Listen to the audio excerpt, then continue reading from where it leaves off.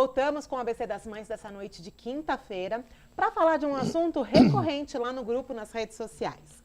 A gente sempre pergunta, as mamães de meninos, especialmente as de primeira viagem, sempre ficam na dúvida sobre a fimose. Por isso nós convidamos o urologista Dr. Marcelo Watanabe para tirar todas as nossas dúvidas. Boa noite, doutor. Bem-vindo ao ABC das Mães. Muito obrigado pelo convite. Boa noite a todos os telespectadores. Bem-vindo, viu? Porque, olha, a gente tem várias dúvidas lá no grupo. Eu acho que por semana tem pelo menos 2, 3 posts de dúvidas sobre fimose. É bem frequente, realmente.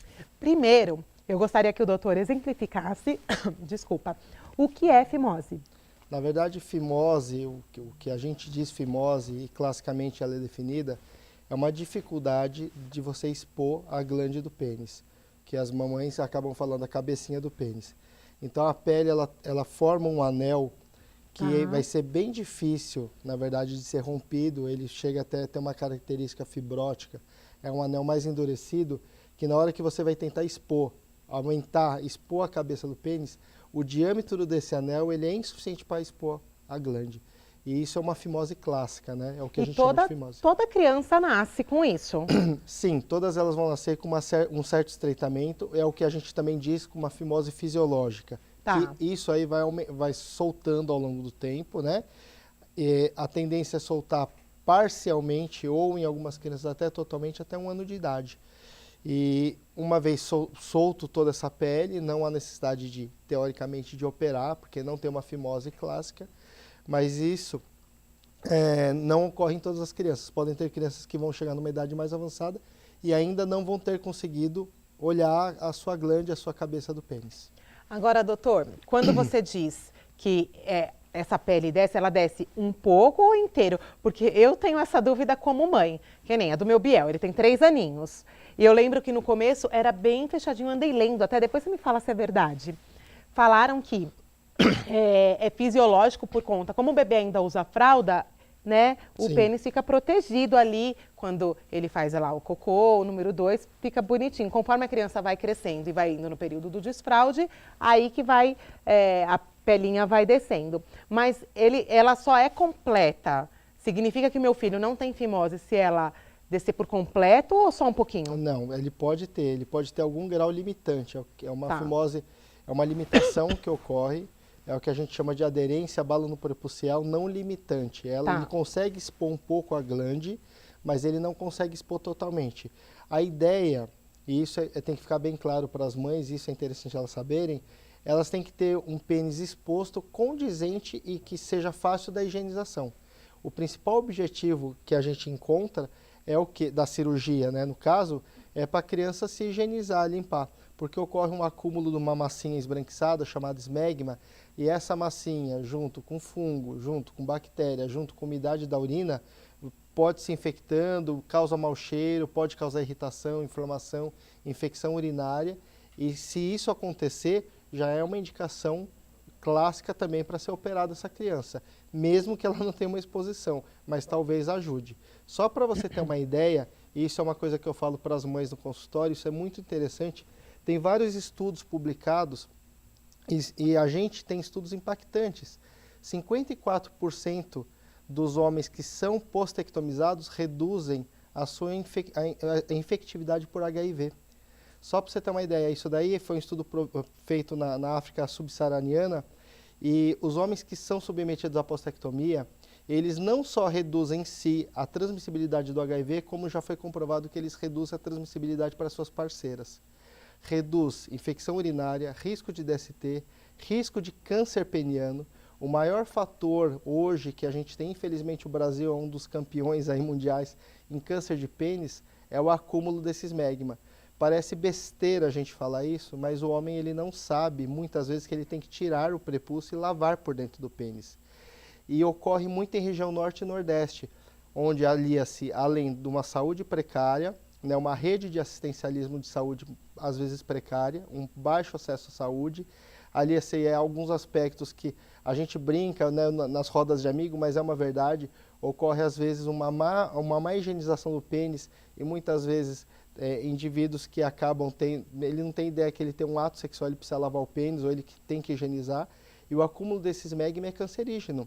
Então você está reduzindo uma série de problemáticas aí numa criança que pode vir evoluir no futuro com problemas.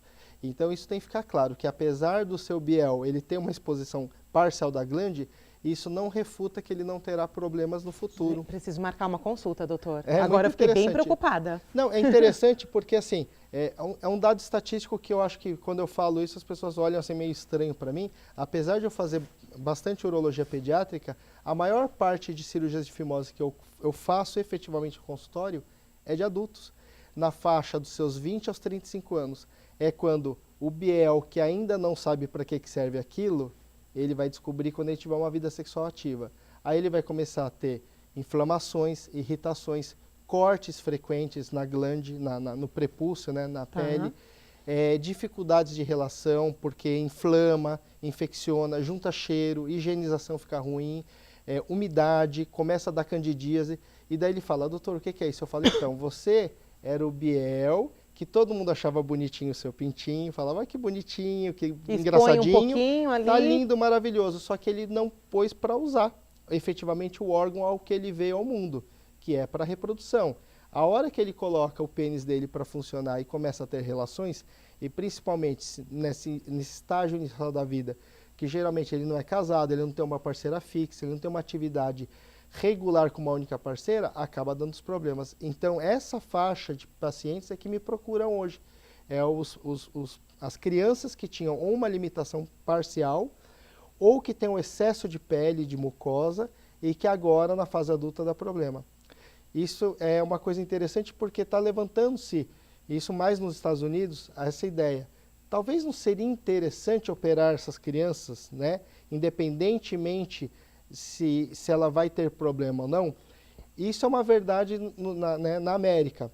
74% dos homens, os americanos, são circuncisados, né, independente de religião. Porque a gente sabe que dentro do judaísmo, a criança até o 8º dia do nascimento dela ela é circuncisada. Né? Independente se lá no 8º dia não vai dar para saber se tem necessidade ou não, exatamente. Mas eles fazem. E isso é uma curiosidade bem legal, bacana, porque assim, a circuncisão ela é datada de 2500 a.C., na verdade começou lá nos egípcios, né? E alguns atribuem que, na verdade, os judeus trouxeram esses hábitos dos egípcios, mas a gente acredita, muitos que acreditam que não. Mas o que é bem interessante, isso eu acho bem poético até, que quando você tira o anel de pele, você tira um anel de carne. É o anel de união entre você e Deus. É você dar o seu anel de carne para se unir a Deus. E é o que o povo de Abraão pregava. Verdade ou não, o cara era muito sábio. A região em que eles habitavam era muito árida e a higienização é precária. Então isso ajudou até eles. Prolongava a vida ali por questões de higiene. A evitar doenças, exatamente. Porque eu imagino, quando eles começam a ter relação, então, toda e qualquer secreção fica lá dentro. E principalmente não lavar, se não tiver esse hábito. Exatamente. A ideia do HIV, da redução do HIV nos países da África subsaariana é exatamente essa. Você deixa mais tempo o vírus incubado, ou fungo, ou bactéria, ou qualquer coisa que seja.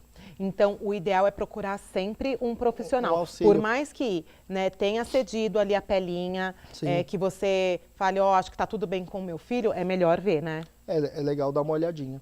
Agora, e tem alguma idade limite para começar a descer essa pelinha para o prepúcio aparecer? Assim, a gente recomenda, se for uma opção, porque na infância, na verdade, é uma opção dos pais e uma orientação médica, né? Não é a criança em si que expressa o seu desejo por fazer a cirurgia. Se o profissional de saúde que avaliou essa criança e também foi um desejo dos pais e viu que isso tende a complicar já no 1º ano de vida, a gente orienta a fazer isso até o 1º ano de vida. Olha, geralmente eu vejo lá no grupo 2, 3 anos, 4 anos as mães fazem. Então, 1º ano de vida ou após os 3. E tem um motivo por quê? Tem. Porque é um momento, esse período entre 1 ano e pouquinho até os 3 anos, ele fica mais consciente da composição corporal, né? Do formato corporal. É difícil você tentar fazer curativo, tentar fazer qualquer tipo de manejo da área operada, e a criança está com fralda. Então, é interessante, ou faz muito pequenininho, ou deixa... Que aí ele não vai ficar mexendo, pegando ali, ou faz depois, desfraldado. Depois dos 3 anos. E recomenda-se que seja dos 3 até os 5. Ou seja, Se a gente tiver que passar um facão, abaixo dos 5. A hora é agora de eu procurar Abaixo o médico. dos 5, exatamente. Tá. Ou até 1 ano, ou de 3 aos 5. Ah, mas meu tem 8, pode fazer? Lógico que pode. Tem 10, pode fazer? Pode. É sempre melhor mais precocemente do que adulto. Porque adulto envolve a questão de trabalho, envolve a questão, às vezes ele tem uma parceira sexual, ele vai ficar privado das relações, tem um pouco mais de dor, tem as ereções noturnas, então se puder fazer na primeira infância, melhor, né? Porque vai evitar todos esses tipos de problemas. E essa cirurgia para criança, vamos falar uma criança de 3 ou menos de 1 ano, é tranquila? Como é a anestesia? Ela é muito tranquila. A anestesia geralmente é uma combinação. Tá. Ela é uma anestesia geral inalatória, né? Porque criança, ninguém vai fazer uma hack, ou até faz uma peridural, né? Que a gente fala uma peri baixa, mas eu diria para você que até hoje, 100% dos casos que eu operei, foi uma anestesia geral inalatória. A criança põe a mascarinha lá, começa a respirar o gás, ela vai apagando, é uma coisa que ela no começo ela pode ter algum grau de estresse, outras nem tem isso. A gente ainda brinca, né, falar que é a máscara daqueles pilotos de caça, né? Fala, ó, você vai viajar, tal, coloca, algumas até curtem, e ela vai apagando. O momento que ela apagou, ela vai estar completamente anestesiada. A gente ainda faz um bloqueio local com anestésico para dar o quê? Uma sustentação anestésica posterior. A recuperação é muito tranquila em criança. Eles saem no mesmo dia? Sai. Geralmente opera de manhã, por exemplo. Criança, eu sempre recomendo operar sempre de manhã. Por quê? Elas toleram muito mal o jejum. Então, se falar para uma criança ficar sem comer e operar ela 1 da tarde, é uma judiação. Então, assim, operar ela, geralmente o programa eu opero entre 6 e 8 da manhã. É o horário que todas as crianças vão estar sendo operadas. Por quê? Porque ela não fica muito tempo de jejum. Faz essa máscara inalatória, faz anestesia local, meio-dia almoçou no hospital, tchau, casa. Entendeu? E aí depois os cuidados é a mãe com a higienização, enfim, Sim, né? isso é muito importante. A gente sempre orienta também que eu falo que o meu trabalho, ele representa talvez 50%, né? Eu falo, ó mãe, os outros 50% de verdade é os cuidados, por quê? É a limpeza, é a higiene, é tomar cuidado para não ocorrer as aderências, né? Acabei de fazer a cirurgia, deixa encostar, não limpa, né? E uma coisa que as mães sabem muito bem do que eu estou falando, elas são vencidas às vezes pelas táticas dos seus filhos. Eles choram, eles sabem que é você que vai fazer o curativo, ele vai chorar. Mas não necessariamente ele está chorando de dor. Entendi. Né? É medo, né? Ele não curte que você mexa lá. Então eu tenho que fazer também todo um trabalho com os pais. Falar, ó, pode mexer que não é dor. Tem que mexer, né? Tem, vai com cuidado. Lógico, a gente acaba sendo meio que pai e médico, né? Eu também sou pai de menino e a gente acaba fazendo esse duplo trabalho de orientar, falar, olha, o melhor jeito é isso, né? Faz depois do banho a massagem, que está mais tranquilo, deixa ele um tempinho na banheira relaxando, passa a pomadinha com cuidado, limpa com cotonete, enfim, mas tem que cuidar. Gente, tô com uma tosse hoje, socorro, né? Esse frio. Agora, deixa eu contar aqui, doutor, deixa eu perguntar. Há casos, há mães, só pra gente dar uma finalizada aqui, que usam só aquela pomadinha para tentar fazer com que isso ocorra de forma natural. Só a pomadinha, na maioria dos casos, adianta ou não? E eu tenho mais uma outra dúvida, eu queria que você já falasse aqui para nós mães. Muito se fala, as avós diziam que nós tínhamos que forçar, né, essa pelinha do pênis do bebê. Eu confesso que eu morro de medo de fazer isso. Na hora de lavar eu vou com o maior cuidado, eu exponho tudo direitinho, lavo, mas eu não sei fazer com força para tentar romper alguma pele, eu não consigo. Isso é certo ou é errado? Então, vamos lá. Com relação a forçar, enfim, vamos lá. A pomada ela serve para aqueles casos que você tem uma aderência, como eu disse anteriormente, que não é uma fimose verdadeira, uma aderência não limitante. Ah, mas eu usei a pomada, abriu e depois eu parei de usar, voltou. Então era uma fimose. Porque a fimose ela pode até reagir um pouco ao uso da pomada, porque a pomada ela tem corticoide, ela vai ter um corticoide, ela vai dar uma, vamos dizer assim, ela vai dar uma liberada nessa fibrose dessa pele. Entendi. E a mãe vai conseguir expor, e ela fala, bingo, não vai precisar operar. Ótimo. Só que para de usar, volta. Voltou, acabou. Aí cirurgia. É cirúrgico.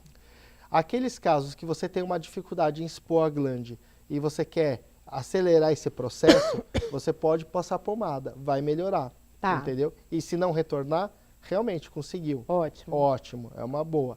Com relação a forçar, não orientamos. Machuca, né? Não orientamos. Primeiro por quê? Porque primeiro, vai depender realmente de um profissional de saúde ver se isso é ou não uma fimose verdadeira. Se for uma fimose verdadeira, você só vai estar piorando a situação. Você vai estar forçando um anel que vai tentar abrir a força, vai causar cortes nesse anel e ele vai cicatrizar pior do que ele já estava. Quer dizer, ele vai fechar mais ainda. Fica aquela fibrose ali que vai endurecer mais ainda. E corre o risco, que esse é um risco real, de fazer o que a gente chama de parafimose. É a mãe, ao tentar expor, você imagina você passar, né, o exemplo que eu dou para as mães é bem claro. Imagina você colocar uma blusa de gola rolê, mas que a gola é muito mais estreita que seu pescoço e você força a sua cabeça a sair a tal ponto que aquela gola começa a estrangular a sua cabeça. E ela pode sair e a hora que a mãe tentar voltar a pele, não voltar. A cabeça começa a inchar. Que perigo. Bota a criança, leva para pronto-socorro, daí vai ter que operar na urgência. Gente, então olha, todo cuidado é pouco. Exatamente. Então tem que ter, pelo menos, nem que for uma visitinha ao urologista, né, ao médico para dar uma olhadinha e tá dando uma orientada. Olha, isso talvez dê para usar pomada, isso talvez não dê. Isso já é cirurgia de cara, isso não é. Né? E vai acompanhando para ver realmente a evolução. Pode ser que evolua muito bem com a pomada, mas de cara, às vezes a gente olha e fala, olha, a senhora quer tentar? E às vezes, de verdade, eu faço isso para acalmar um pouco esse ânimo da mãe de cirurgia é muito pesado. Medo de cirurgia, sim. Exatamente, é muito pesado para a mãe ouvir essa palavra. Só que eu falo, vai usando a pomadinha, mas é mais para acalmar. Mas a gente meio que já olha e fala, olha, se não der certo, exatamente, vai ter que operar. E, gente, é saúde, é qualidade de vida, é longevidade. Olha quantas coisas podem ser prevenidas, né? Exatamente. Com uma cirurgia tão simples. É simples se nós formos pensar, né? Muito simples. Muito legal. Amei a entrevista, viu, doutor? Muito obrigado. Gente, eu vou deixar aqui o Instagram do Dr. Marcelo para vocês, que é o @doutor.marcelo Watanabe. Tá aqui na tela para vocês. Manda direct, acompanhem lá os conteúdos dele, né? Tirem as suas dúvidas, porque é muito legal. Eu já vou sair daqui, olha, com tudo anotado, preciso marcar a consulta do meu pequeno, né? Será um prazer. Obrigada, viu, muito obrigado mais uma pelo vez. convite. Obrigado a todos. Gente, agora eu vou para mais um break rápido e na volta, Flávio Marini com o Poder da Escuta. Já volto.